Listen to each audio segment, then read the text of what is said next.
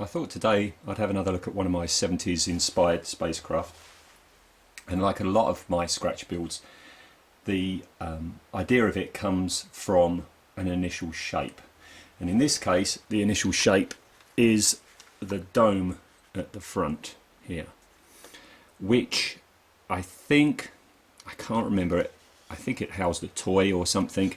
Anyway, it's a clear ball with a hinge. Don't know if you can see that. It's got a hinge to it, and there was something in it. Anyway, it's hard plastic. It's like injection plastic, and I wanted to do something with it. And my first idea was to have something like the Discovery, have the ball, have it as the ball on the front of a ship. So I was looking around for the rest of the ship. I couldn't find anything suitable, but while I was having a good look through the bits box, I came across these wings. Now, some of you might recognise them.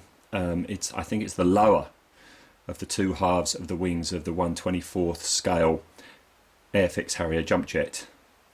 I didn't have the whole kit, I just had bits and bobs left over. And that's when I got to thinking, well, actually, it might be a nice idea to have the nice rounded shape at the front and hard angles at the back, and have it as some sort of like jet fighter. So that's what I decided to do. This is the actual outer surface. The inner surface wasn't there, okay, because like the other half of the wing has to go on. So this area is completely blank, apart from these little recesses for holes, attaching holes for other parts of the kit. So we'll come back to that in a minute. Anyway, ball, wings. Had to find some way of joining the ball to the wings, and again, kit spotters might recognise this. It's part of the FX Saturn V kit. Decided to go with that because you've got the roundedness to match the ball, and you've got the straight line to match the wings. It's a bit narrower than it should be, really, don't you think? But it's in keeping with the outlandish 70s designs, so that's what I did. Unlike some of the kits I've been waffling on about, parts on this I do recognise. We've got little tank wheels here and up here. What else have we got? These fellas are off the Vostok kit, here and here. This bit, it looked too plain just as is, and this is a cut down part off of a tank kit, a Tamiya tank kit. Tamiya tank wheel just there. I think that's a bit off of an engine of an aeroplane, I think. Those two I don't remember. That's about it on the top. On the bottom, turn him over and move him back. This section is off the Virago, the Star Wars Virago kit, which I got in a raffle at a model show or something, and proved to be pretty good at offering up kit parts. Obligatory cable ties, you can see there. These dishes, which I had some sort of like thruster things, these dish shapes are Lego pieces. Lego are great for shapes.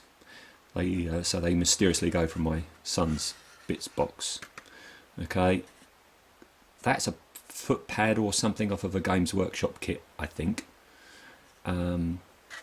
Elliptical domes from EMA, which are always good fun, and also help to inspire the or evoke the 70s feel. So yeah, that's the getting round. That's the underside, like that. Yeah.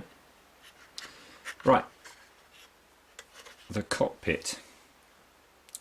I've always liked the idea of having, you know, workings inside a ship, and I don't do it very often. I should do it more, because they are great fun. What you've got inside there, as I say, this thing used to hinge open, so I could stick this on at the very last, which was a great help. in there, I think that the thing behind the pilot, that's off a piece off of the Mir space station kit, I think, with various bits and bobs stuck onto it. On the inside of the hull, again, more bits and bobs that I put in there. The pilot himself is a Star Wars figure, I think. Maybe not. If it's not, I painted him to look like a sort of Star Warsy figure, except I've gone for a red uniform rather than orange. And he sat there on a little chair thing made up of bits and bobs. I quite like the idea of having the pilot just sat out, so he's got a huge great field of view all the way around him like that. Again, I'm just trying to evoke the outlandishness of the 70s designs. So anyway, there she is like that. I'd like to show you a good angle from the underside, but it's not that easy. My arms aren't long enough. So that's that. Colour wise, as you can see, I went with red. This is Mars Red. Got it from Halfords. And I wanted white as a contrast, so dug out any white decals that I could find anywhere. Also self-adhesive tape in places. And I think, where are they gone? Yeah, these little fellas here, these little white lines here. I think they're Letraset. I had some Letraset letters left over, and they come with like little line bits and things like that. So I've stuck them on there like that. And that's him done, I think.